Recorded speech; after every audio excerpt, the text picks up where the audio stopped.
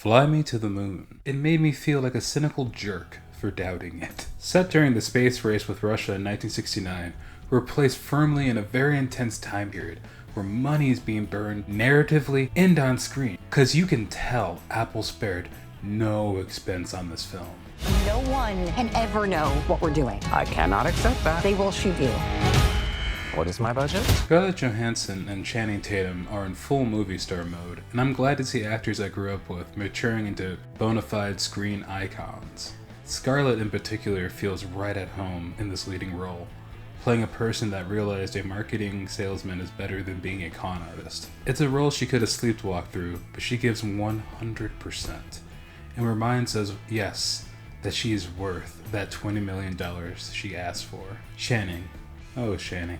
I do love how I went from doubting him in Step Up to being genuinely charmed by his turn here. Look, I am not turning this ship into a flying billboard, no matter how much you want it to happen.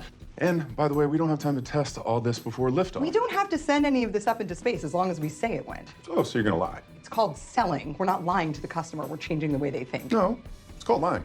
Channing Tatum is a great co-pilot to Scarlett Johansson's commanding screen presence. And honestly, I think their chemistry together will satisfy those that miss old-school romantic comedies. Woody Harrelson charms and pisses you off in all the right ways, in a supporting role that was way more substantial than I expected. Actually, the whole cast is really good, and a big reason why this film will be remembered for more than a couple of weeks. A lot of this film reminds me of the kind of TV movies that we used to get back in the day, where they would have gotten like 42 million viewers. And I mean that in the nicest way possible.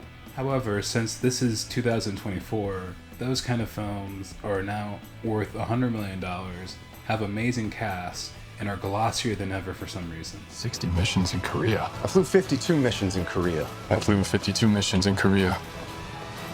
How's that? What? Now, I'm not saying that I loved this film or even really liked it, but for the film it's trying to be, which is a film for everybody, and a charming throwback to the kind of films we used to get, I think it succeeds at that. And its biggest weaknesses are honestly that it looks like a fake movie. The pretty woman, love at first sight, the first kiss, the breakup. And when I say it looks like a fake movie, I'm talking about the fake romantic comedies that movies make to make fun of romantic comedies, such as the film Don John. Here's an example. Does anybody remember Don John? She was the most important thing to him. He gave up everything for her. It was just meant to be. I love movies like that, you know?